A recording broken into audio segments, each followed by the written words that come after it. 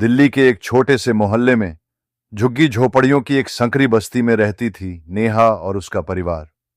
पिता रमेश शर्मा एक auto rickshaw चलाते थे और मां सीमा देवी दूसरों के घरों में काम करती थीं।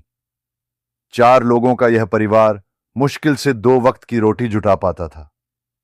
नेहा बचपन से ही पढ़ने में बहुत तेज थी। जब दूसरे बच्चे मिट्टी में खेलते थे, वह टूटी कुर्सी पर बैठकर पुराने किताबों में खोई रहती। पिता रमेश भले ही ज्यादा पढ़े लिखे न थे, लेकिन बेटी की आंखों में एक सपना देखते थे। एक दिन मेरी बेटी कुछ बड़ा करेगी। रोज का संघर्ष, बिजली की कमी, पढ़ाई के लिए शांत माहौल का न होना, इन सब के बावजूद नेहा की लगन कभी कम नहीं हुई। उसने एक ही लक्ष्य बना लिया था, आईएएस बनकर दिखाना है। सरकारी स्कूल में पढ़ाई करते हुए नेहा ने हर कक्षा में टॉप किया, लेकिन 10वीं की परीक्षा पास करते ही घर की आर्थिक हालत और बिगड़ गई। पिता की तबीयत खराब रहने लगी और मां की कमाई से घर चलाना मुश्किल हो गया। नेहा ने पास के ट्यूशन सेंटर में बच्चों को पढ़ाना शुरू कर दिया। सुबह स्कूल, दोपहर ट्यूशन और रात को खुद की पढ़ाई, यही उसकी दिनचर्या बन गई। किसी तरह उसने 12वीं कक्षा में भी 94% अंक प्राप्त किए। कॉलेज की पढ़ाई के लिए उसे दिल्ली विश्वविद्यालय में एडमिशन मिला, लेकिन दाखिले की फीस और किताबों का खर्च कहां से आता। तब उसकी मां ने अपनी चूड़ियां बेच दी और मोहल्ले वालों ने भी मदद की।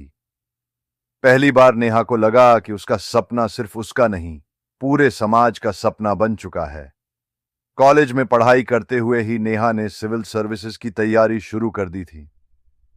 उसका दिन सुबह 4 बजे शुरू होता और रात 1 बजे खत्म। किताबें उसकी दोस्त बन गई थीं और लाइब्रेरी उसका ठिकाना। उसे कोचिंग जाने के लिए पैसे नहीं थे, तो वह ऑनलाइन वीडियो और मुफ्त नोट्स से पढ़ाई करती थी।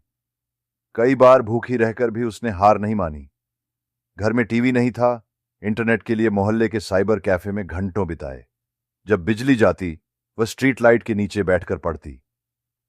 3 साल की मेहनत के बाद नेहा ने यूपीएसएससी की परीक्षा दी। पहली बार में वह सिर्फ मेन तक पहुंच पाई, लेकिन उसने हार नहीं मानी। दूसरे प्रयास में भी असफलता मिली।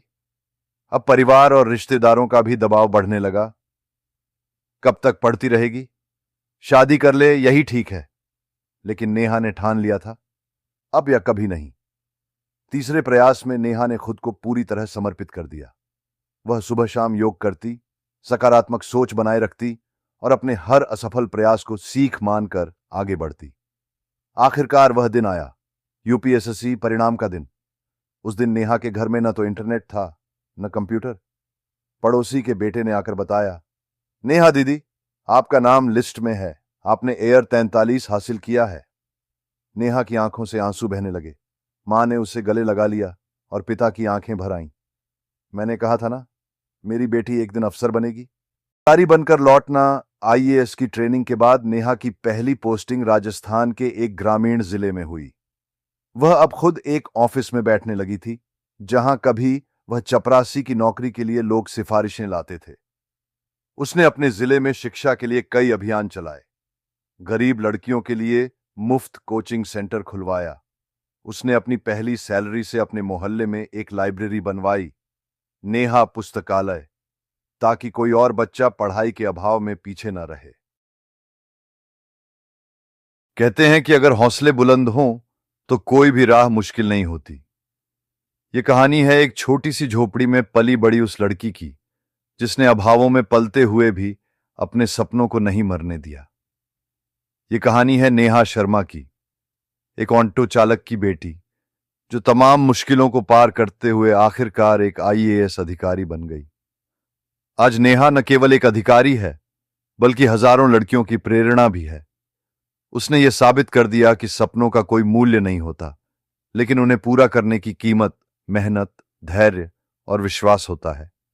उसकी कहानी हर उस लड़की की कहानी है जो अभावों में पली है, लेकिन सपनों को मरने नहीं दिया। हमारी कहानी आपको पसंद आए तो लाइक, शेयर और सब्सक्राइब जरूर करें, ताकि हमारा उत्साह बढ़ता रहे और मैं आपके लिए नित्य नई कहानियां लेकर आता रहूं। धन्यवाद।